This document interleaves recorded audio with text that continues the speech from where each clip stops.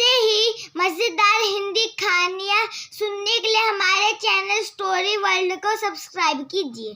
अनन्या को लगा जैसे उसके पैरों तले जमीन खिसक गई हो, लेकिन इससे भी ज्यादा डरावना यह था कि जब वह घर से बाहर जाने लगी तो उसे एक पुरानी अलमारी में कुछ अजीब दिखा। एक गुलाबी दुपट्टा जिस पर खून के निशान थे। अनन्या और आरव की शादी को 7 साल हो चुके थे। देखने में वे एक परफेक्ट कपल लगते थे, एक दूसरे का सम्मान करने वाले, समाज के लिए प्रेरणा और रिश्तों की मिसाल। आरव एक नामी बिजनेसमैन था, जबकि अनन्या एक मनोवैज्ञानिक थी। उनकी जिंदगी बाहर से परफेक्ट दिखती थी, लेकिन असलियत कुछ और थी। अनन्या हमेशा सोचती थी कि आरव की आंखों में एक अजीब सी रहस्यमय चमक क्यों रहती है। वो प्यार तो करता था, लेकिन कुछ छिपाने की कोशिश भी करता था। शायद यह उसका वहम था, लेकिन हर बीतते दिन के साथ यह वहम और मजबूत होता जा रहा था। एक रात जब अनन्या किताब पढ़ रही थी, तभी आरव ने उसे सरप्राइज डिनर के लिए बुलाया। मोमबत्तियों की रोशनी में उसने प्यार से अनन्या का हाथ थामा और कहा, अनन्या, तुम मेरी जिंदगी की सबसे कीमती चीज हो। मैं तुमसे एक राज शेयर करना चाहता हूँ।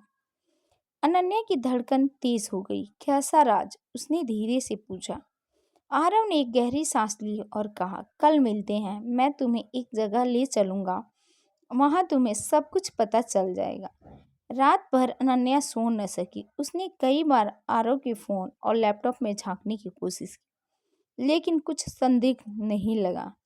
अगले दिन आरव उसे शहर के बाहरी इलाके में एक पुराने घर में ले गया।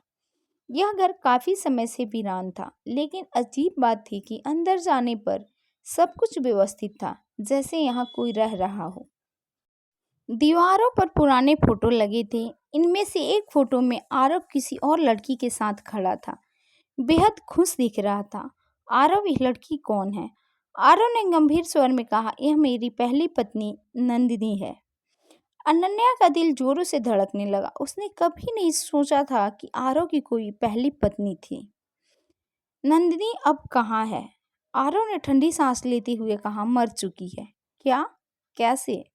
आरव की आंखों में अजीब सा डर था। एक एक्सीडेंट में, लेकिन कुछ ऐसा है जो मैं अब तक किसी को नहीं बता पाया।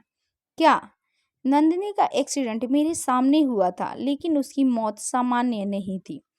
आरव ने बताया कि नंदिनी की मौत से पहले उसे हमेशा लगता था कि कोई उनका पीछा कर रहा है। वह हमेशा डरी रहती थी। मरने से कुछ दिन पहले उसने कहा था, आरव, अगर मुझे कुछ हो जाए तो समझ लेना यह कोई हादसा नहीं होगा। और फिर ठीक 2 दिन बाद नंदिनी की कार खाई में गिर गई। मैं अब भी सोचता हूँ कि वह सिर्फ एक हादसा नहीं था। अनन्या को लगा जैसे उसके पैरों तले जमीन खिसक गई हो। लेकिन इससे भी ज्यादा डरावना यह था कि जब वह घर से बाहर जाने लगी तो उसे एक पुरानी अलमारी में कुछ अजीब दिखा। एक गुलाबी दुपट्टा जिस पर खून के निशान थे। ये क्या है आरव? आरव के चेहरे का रंग उड़ गया। उस रात जब अनन्या अपने कमरे में अकेली थी, उसे ऐसा लगा जैसे कोई उसके आसपास मौजूद है। अचानक खिड़की के शीशे पर उंगलियों के निशान उभर आए। अनन्या ने मुड़कर देखा और उसे लगा कि छाया में कोई खड़ा है। लंबे बाल, सफेद साड़ी और लाल आंखें। वह चीख पाई, इससे पहले ही बिजली गुल हो गई। अगली सुबह जब वह उठी तो देखा कि उसके तकिए के पास वही गुलाबी दुपट्टा रखा था। आरव, वह चीख पड़ी। आरव ने बताया कि नंदिनी की मौत के बाद भी उसे अक्सर घर में अजीब घटनाएं महसूस होती थी। खिड़कियों पर किसी के हाथों के निशान, सीढ़ियों पर किसी के चलने की आवाज और कभी कभी उसकी अपनी चीजें इधर उधर हो जाना। अनन्या को लगा कि सिर्फ एक भ्रम है, लेकिन धीरे धीरे यह यकीन में बदल गया। एक रात अनन्या ने अपने कमरे में कैमरा लगा दिया। अगले दिन जब उसने रिकॉर्डिंग देखी तो उसके होश उड़ गए।